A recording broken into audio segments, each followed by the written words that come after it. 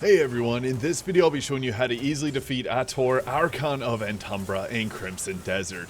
This boss has a few weaknesses that we can exploit in this fight, and there is some glitches that can occur in this, so I'll show you how to avoid those if at all possible. Now, in order to be able to get to this boss fight, we first have to do 3 other sanctums. So the Sanctum of Solace, the Sanctum of Absolution, and the Sanctum of Revelation there. So those are the 3 locations you gotta clear first in order to access this boss fight, which I showed in location to start there. Now, whenever we go against ATOR here, one of the things is he is very weak to Force Palm, in particular the 3rd strike of it. As you can see there, it knocks him back, and then you can do a heavy combo into it, which is pretty crazy, and then you can dodge afterwards, get your stamina back, and continue attacking. Now, I would recommend actually bringing ATOR's orbs here. I didn't use that on my weapon, but I'll show you the build at the end of this video. So one thing that works really well alongside the Force Palms is turning slash. So the right bumper, right trigger, or R1, R2 attack is really useful because the invincibility frames that you get actually helps you avoid pretty much all of his attacks.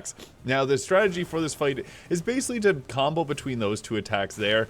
The dodge timing on a lot of his attacks is pretty generous. He's kind of like Margit from Elden Ring, where he jumps up with that hammer and you can dodge roll towards him. I would recommend pressing and holding the dodge for that. You get that extended dodge, and it's really nice. Whenever he does that hammer attack, don't go stand in the Erd tree it leaves behind, because you'll take damage from it. It's really annoying. But basically, you try to want to get that 3rd punch off, because it will take him out of some of his attacks as well, and it's great for building up stagger. I also brought fire magic to this fight, although I didn't find it to be that useful in this one. It's a big cost of your stamina, although if you have the volcanic eruption skill, it did a good amount on his posture there with critical hit gear, so that can be really nice. But honestly, I'd save the spear just for doing that Force Palm attack.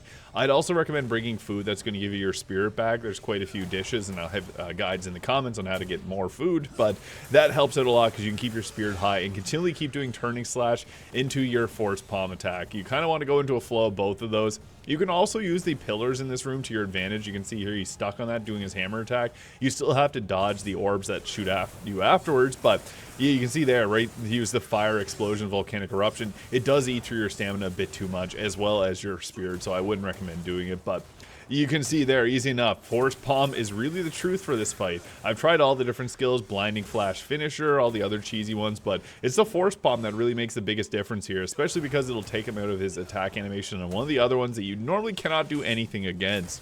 And Turning Slash is just good if you want to get in and attack without getting hit back, because he will attack you, and being able to supply damage to the enemy while avoiding it yourself is massive. So those 2 skills will be extremely valuable in this, and also show the build off at the end here. But you can see, as long as you keep comboing him, it'll make this fight so much easier. So yeah, I'd also have things linked in the comments if you need to farm infinite refined Palmer pills. They're much easier than you think to farm, so I'll have that all linked in the comment section here. But that was a really easy way to defeat him. Force Palm and go into your turning slash. So this is the build that I used. Didn't have everything fully maxed out, but this is a fight that you want to do near the very end of your experience in Crimson Desert.